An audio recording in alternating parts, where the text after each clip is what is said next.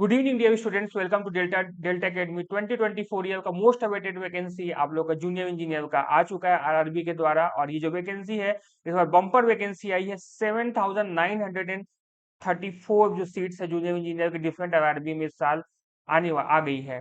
और इसका जो एग्जाम का ऑनलाइन एप्लीकेशन फिलिंग 13 जुलाई से स्टार्ट हो जाएगा और ये आप लोग का 29 अगस्त तक आप इसको अप्लाई कर सकते हो। तो आपके पास प्रिसाइसली 1 मंथ का टाइम रहेगा इसको एप्लीकेशन को फिल करने के लिए।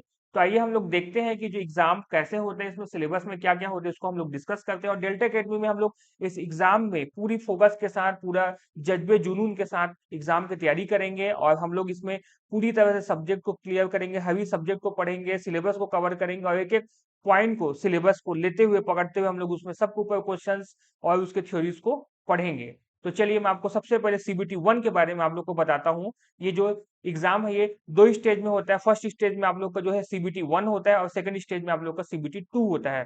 तो जो सीबीटी 1 एग्जाम होता है वो आप लोग का एक 90 मिनट्स का एग्जाम होता है। ड्यूरेशन जो होता है वो 90 मिनट्स का होता है, ठीक है। और नंबर ऑफ क्वेश्चन इसमें 100 रहते हैं। इसके जो सिलेबस है उसमें हमारा mathematics, general intelligence and reasoning. तो मैथमेटिक्स में हमारा जो सिंपल नंबर सिस्टम रहता है, जनरल इंटेलिजेंस में जो हम अलजेब्रिक, न्यूमेरिकल सीरीज, ये सब कोडिंग डिकोडिंग का रहता है।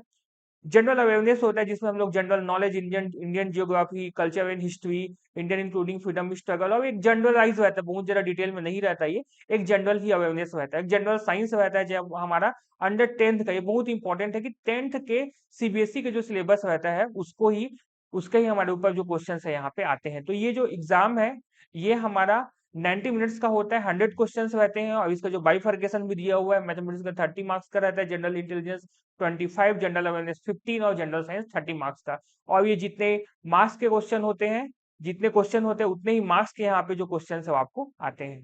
तो इसको सीबीटी 1 को क्लियर करने के बाद हमारे पास आता है सीबीटी 2, जो सेकंड स्टेज होता है, जिसमें सेकंड स्टेज सीबीटी में हमारा जो क्वेश्चंस रहता है, जो पेपर रहता है, वो अब जो टाइम रहता है वो 2 घंटे का हो जाता है। ये आप लोग का 2 आवर्स का 120 मिनट्स का क्वेश्चन रहते हैं। और इसमें हमारे पास टोटल 150 क्वेश्चन आते हैं और वो 150 मार्क्स के ही ये क्वेश्चन है, ये रहते हैं 1 मार्क्स ईच के रहता है। इसमें हमारे पास जनरल अवेयरनेस के फिर से क्वेश्चन आते हैं, ठीक है।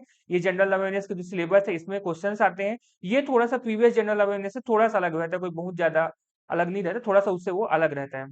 ये जो फिजिक्स एंड केमिस्ट्री का आता है ये भी अंडर 10th का ही रहता है आप लोग का, अप टू 10th स्टैंडर्ड का। इसमें ध्यान देंगे अपने को 12th स्टैंडर्ड तक के नहीं पढ़ने थे, खाली 10th स्टैंडर्ड के जो फिजिक्स केमिस्ट्री है उसको ही पढ़ना है। Basic of computer and application, ये बहुत इंपॉर्टेंट है, स्कोरिंग पार्ट है, इसको अपने को पढ़ना रहता है। तो जो नॉर्मल हम लोग इंजीनियरिंग कॉलेज में जो पढ़ते हैं और पॉलिटेक्निक कॉलेज में जो पढ़ते हैं कंप्यूटर के बारे में, architecture of computer, storage device, networking, ये सबसे क्वेश्चन है वो आते हैं। और उसके बाद आता है basic of environment pollution control. ये एक नया पार्ट आया हुआ है इसमें, जो इससे ग्लोबल वार्मिंग, एसिड रेन और ये सब आज के एग्जाम्स में जो इन्वायरमेंट है उसके ऊपर बहुत फोकस दिया जा रहा है, जो गवर्नमेंट भी प्रमोट कर, इसीलिए इसके ऊपर भी आप लोग का 10 मार्क्स का 10 क्वेश्चन रहता है। अब हमारा जो मेन इसका जो है, जो सेकंड सीबीटी 2 का जो टेक्निकल एबिलिटी रहता है, जो टेक्निकल एबिलिटी, तो मैं भी इलेक्ट्रिकल इंजीनियरिंग के बारे में बात करूंगा। तो जो इलेक्ट्रिकल इंजीनियरिंग में टेक्निकल एबिलिटीज का जो 100 मार्क्स का जो क्वेश्चन होता है, जो 100 क्वेश्चन होता है 100 मार्क्स का, इसका जो सिलेबस है वो आपके सामने में यहाँ पे दिया हुआ है। तो जो सिलेबस है यहाँ पे देख पा रहे होंगे आप, पूरा यहाँ पे बेसिक कॉन्सेप्ट है अपना, सर्किट लॉ है। जो इलेक्ट्रिकल इंजीनियरिंग का सिलेबस है उसमें बेसिक कॉन्सेप्ट है, सर्किट लॉ है, मैग्नेटिक सर्किट है, एसी फंडामेंटल है आप लोग का, मेजरमेंट है, मेजरिंग इंस्ट्रूमेंट है, इलेक्ट्रिकल मशीन्स है, जो हम पूरा मशीन्स के बारे में सबको पढ़ेंगे। उसके बाद हमारे पास यहाँ पे सिंक्रोनस मशीन है, आपका जनरेशन, ट्रांसमिशन एंड डिस्ट्रीब्यूशन, ये पावर सिस्टम के अंदर में आता है। एस्टिमेट एंड कॉस्टिंग, ये भी आप लोग का पूरा पावर सिस्टम के ही पार्ट में आता है। यूटिलाइजेशन ऑफ इलेक्ट्रिकल एनर्जी, ये भी हमारा पावर सिस्टम के अंदर में ही आता है। और जो लास्ट है वो है बेसिक इलेक्ट्रॉनिक्स, जिसमें हम लोग सिंपल बेसिक ही पढ़ते हैं, वर्किंग ऑफ वेरियस जो पीएन डायोड है, ये सब है उनके बारे में।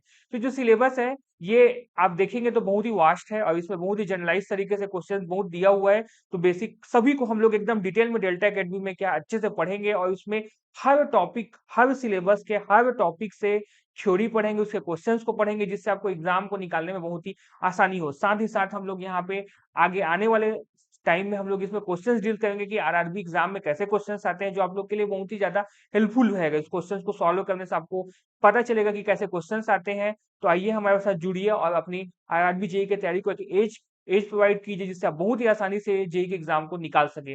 तो सीबीटी 1 एंड सीबीटी 2 दोनों के बारे में आपको बताया, और ये जो बेसिक जो टेक्निकल पार्ट है इसके बारे में मैं आपको बताया। तो ये सबको देखते हुए हम लोग आपके एग्जाम की तैयारी को करेंगे। तो हमारे डेल्टा एकेडमी के साथ जुड़िए। Thank you for watching this video.